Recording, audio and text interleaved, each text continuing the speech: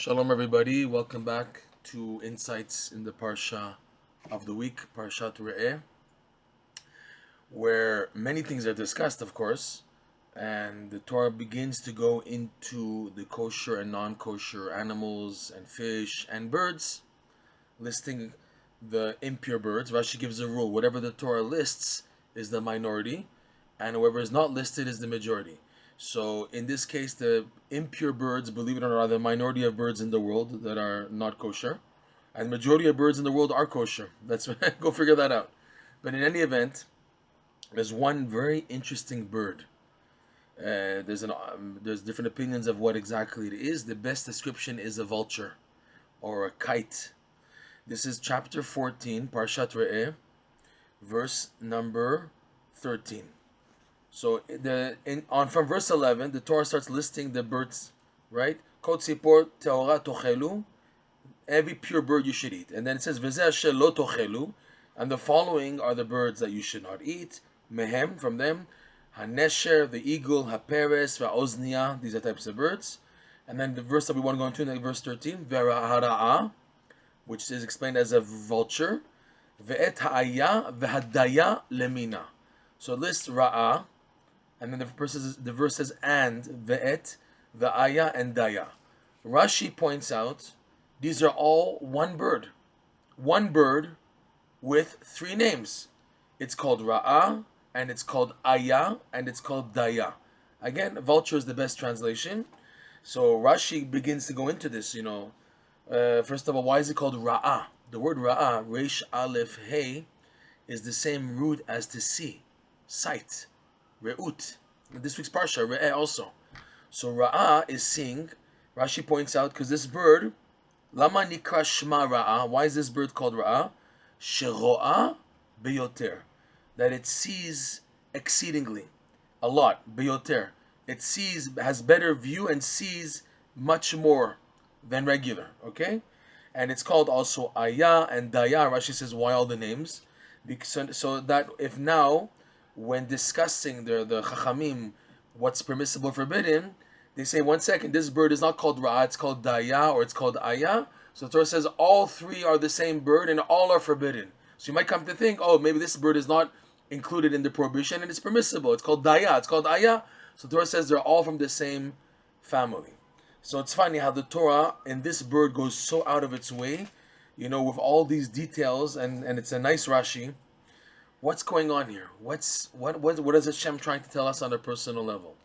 So we can take this as a hint to what Rebbe Nachman discusses in Likutei Moran, lesson 24, where he says, for a person to reach the infinite light, which means on a practical level, having clarity in your life, having clarity in your struggles, having clarity in your frustrations and obstacles and confusions.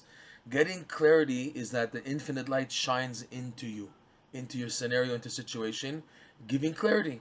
Okay? So he says there that in order to come to this, you need to first start by doing mitzvot with joy. When a person is on the momentum and he does mitzvot with joy, this opens up blessing. And the main blessing is that of intellect.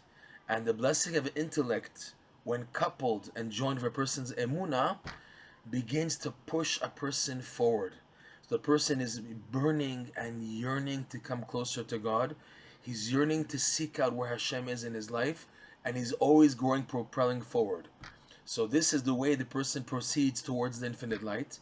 But if it keeps on going like that, the person will disintegrate. He'll disappear in the light. So breakers, stoppers are necessary. A type of boundary, a bounce, is enforced on a person to go back, and it appears, it is expressed in many ways in life, in setbacks, obstacles, lack of momentum, lack of wanting to go forward. Basically, on all, the same idea is common, is that a person is pushed back. Okay? And by being pushed back, altogether with initially wanting to go forward, this creates vessels that a person can now gain within them, the infinite light. And this benefits a person, and that he gets clarity. Okay? The idea of a bird, an off, is that with the wings, the bird is able to zoom fast. A bird, when it comes to a human being, symbolizes a person when he's on the roll. Person he's flying. We say there's an expression, the person he's flying in his Yiddishkeit. He's flying in joy. He's like literally when we want to express that someone is really going forward with momentum, so we use the expression he's flying like a bird. So the idea of a bird is that it's going forward. Okay? So in a bird, Hashem hints this concept. The ra'ah, which again translates more acceptable as the vulture. The ra'ah, also the word ra'ah means to see. And Rashi said that he sees exceedingly. Ra'ah, Reish Aleph Hey, is Gematria 206. Plus 1 for the word itself is 207. 207 is the exact numerical value of the infinite light, Ein Sof. So the Torah is hinting, Hara'ah, to come to the infinite light, it's through two other conditions, and they work together. They all work together. In other words, you need each of these three for this to work out. To get to Ra'ah, you need, and it says, the verse says, Ve'et, to stop. In other words, Ra'ah is the goal. To get to the light, the infinite light, you need et ha'ayah ve'hadayah.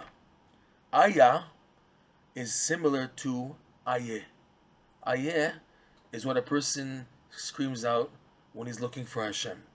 If you take a look on Shabbat morning in the Musaf, in the Kedusha of Musaf, which is called Keter, there's a point where we say ayeh mekom kivodo, and the Arizal writes that when you say ayeh, you should really, really focus on drawing upon yourself the highest levels of the Kedusha of Shabbat day, which is that level of the Neshama, and it's included in these three letters ayeh.